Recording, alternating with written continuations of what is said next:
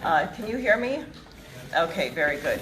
So as he said, I'm Diane Sayre, and I am a LaRouche-affiliated independent candidate. Many of you here may remember Lyndon LaRouche, who died in 2019. I worked with him for... Amy's? Okay, there we go. I worked with him for 33 years. And I will say that I chose to run against Schumer when he made that threat to newly elected President Donald Trump on Rachel Maddow's show, which you may remember General Flynn and Trump both wanted to reorganize or audit these so-called intelligence agencies. And Schumer said, that's a stupid idea. They have 6 ways from Sunday to get back at you. And that's what they did. And they were very bitter because 17 intelligence agencies had deployed to get Hillary Clinton elected in 2016, and they failed to do that. And thank God they did, because had they gotten her in office, we would probably have been at nuclear war with Russia then. And an Italian 3-star general just said this much yesterday. So what I would like to talk to you about is where we stand right now. We are in an existential crisis. We are potentially at risk of thermonuclear war, not because of President Putin or because of Xi Jinping, but because in 2019, there was a conference of bankers at Jackson Hole, Wyoming. And the head of the Bank of England, Mark Carney, said what is needed is regime change. What did he mean? That we should abolish sovereign nation-state republics to have a banker's dictatorship. Some of you may have heard the term the Great Reset, the Green New Deal. This is what that is. Now, they had a conference, the COP26, I call it the Flop 26 in Glasgow, Scotland, where they were trying to get everybody in the world to agree to ban fossil fuels by 2030 or whatever. And Putin boycotted, Xi Jinping boycotted. India attended, but they would not sign. What did they say? They said, we still have people we're trying to get out of poverty, and if you eliminate fossil fuels, they will die. And I will just tell you one thing on the hypocrisy of this. The nation of Haiti, which my opponent, Chuck Schumer, is happy to use as a drug transshipment point, because you may know that Schumer is the leading proponent in the US Senate for drug legalization across the country. Now, he pretends it's decriminalization. He says we have to legalize marijuana because all those poor black and brown people are filling our jails. That is crap. What he is pushing is dispensaries where you have 99% THC gummy bears, so you can have record numbers of children in emergency rooms. And this is in a year where we had 100,000 overdose deaths from drugs. It is a Wall Street bailout. So Haiti is a transshipment point for these drugs. That's why we're always overthrowing their government and so on. 70% of the population of Haiti depends on charcoal for fuel. Now, is that good for the environment? Is that good for people's health to be burning charcoal? What do these so-called environmentalists say? Well, they can't have a coal-fired power plant. They can't have a natural gas power plant. That would be bad for the environment. So these people are just left to die. And what does that do? That kills us in the United States because we are the recipients of the drugs flowing through Haiti. So after the Flop 26, when they could not get the nations on board, Prince Charles, who was presiding over it and refers to his policy as Global Britain, said the green policy will be a military policy. So think about what we have right now, this current situation between Russia and Ukraine. It really has nothing to do with Russia and Ukraine. It's a means to impose a financial policy. If you heard Biden in Poland, he not only called for overthrowing Putin, which is really insane. Putin has about an 80+% popularity rate, and former President Medvedev made the point, do you really want the nation with the largest number of nuclear warheads splintering into 1 million different groups where everyone has their own nukes? Do you want that? But also Biden said, we're going to destroy the economy of Russia. We're going to destroy it over years. That's why they don't want Zelensky to stop fighting. I mean, think about the absurdity. You realize people here, and I met one the other day, I couldn't believe it. I think Ukraine can beat Russia. Oh yeah, Ukraine can beat Russia, right. So we're going to pump them full of arms. And another French source reported that actually the US military and the SAS are running the show on the ground in Ukraine right now. So we're going to tell them, you just keep fighting down to the last Ukrainian. Why? Because we want to destroy Russia. Imagine if we went into Mexico because we wanted to clean out the drug cartels. Now that's a funny idea because we've been arming the drug cartels. That was Obama's Fast and Furious program, people remember. But suppose we decided that actually we should wipe out the drug cartels. Imagine someone saying to the president of Mexico, you just keep fighting because you're going to beat the United States. You see the absurdity? The problem is that we have people in the military right now, like Admiral Richard, who is the head of the Strategic Command, who has declared that nuclear war has gone from unlikely to likely. We have wackos in this nation who think that a nuclear war is a winnable proposition. A nuclear war would be over in about 90 minutes, and there would be no one left to tell the tale. Eisenhower said that the only thing worse than losing a nuclear war would be winning a nuclear war. So that gets me to LaRouche, because Lyndon LaRouche, as some of you know, ran for president 8 times. He ran as a conservative Democrat. He was a big advocate for fusion energy. And in the course of that, he met a very cantankerous Hungarian-American scientist named Dr. Edward Teller, who was working on lasers. And LaRouche and Teller, in this dialogue, developed the idea of a laser defense against nuclear missiles. And LaRouche began campaigning for this, and you want to hear about optimism, in the 1970s when Jimmy Carter was president. Now, Jimmy Carter wasn't prepared to have a laser defense against nuclear missiles, but in 1980, at a debate sponsored by the NRA, LaRouche met Ronald Reagan. They were both candidates. And LaRouche was able to talk to Reagan about Reagan's reasonable concern about the threat of nuclear war and the threat of mutual and assured destruction. And Reagan loved the idea of the laser defense. So when Reagan won, LaRouche came to Washington. LaRouche became Reagan's back channel to the Soviet Union. The Soviets rejected Reagan's policy. LaRouche warned them. He said, if you don't work with Reagan to build this laser defense simultaneously, you are going to cannibalize your own economy. This was 1982. And you will go bankrupt and disintegrate within 5 years. Well, guess what?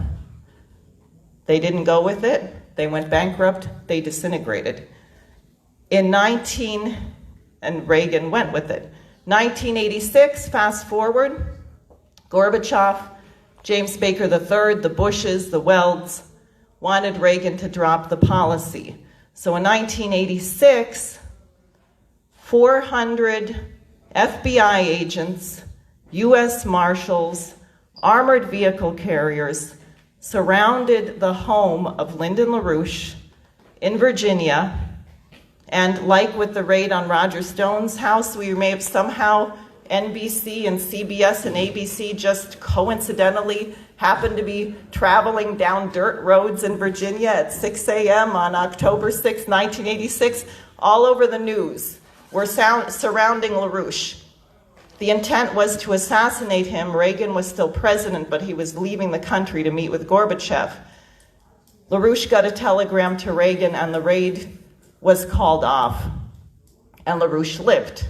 1987, LaRouche is indicted by Robert Mueller in Massachusetts. The case falls apart, gets moved to Virginia. LaRouche is convicted on conspiracy charges, given a 15-year jail sentence. I ran into his organization about that time, and being a bit of a, Quaker upbringing, I thought that if people were doing the right thing, maybe they would go to jail. So when I heard LaRouche was going to jail, I thought, wow, he must be doing something pretty good to have these enemies. So LaRouche went to prison, and many of our associates, the top fundraisers with LaRouche, were given 77-year jail sentences, 86-year jail sentences. They made a new law. If you take a political loan, you have to have a stockbroker's license.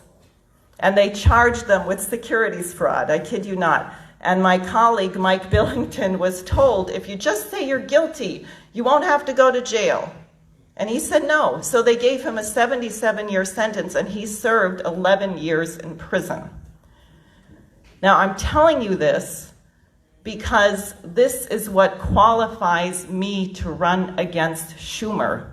And I am running as an independent because both parties have a deal to keep him in office. That's why he's been there for 42 years. Because there's a lot to be gained by sticking with Wall Street and the intelligence agencies. But at this point, we are about to lose the nation. The nation right now is unrecognizable. Just think about the acceleration. I was involved in these cases in the 80s, but think about just what's happened since January 6th, 2021, where there are certain words that you're not even allowed to say. You're not allowed to say there was election fraud. You're not allowed to question the so-called public health measures.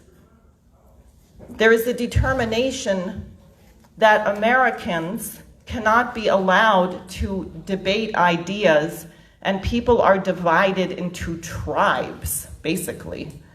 And it's enhanced by Facebook and Twitter, right? If you're for this, then you have to be for all these things. If you're for this, you're for all these things. And then they have their algorithms, and you only get the news from your perspective.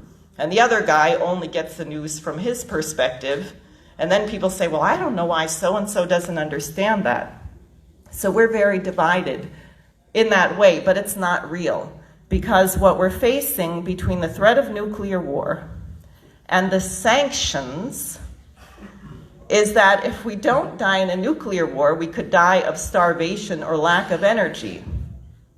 The nations that Biden says he is isolating are not so isolated because they make up about 2/3 of the world's population.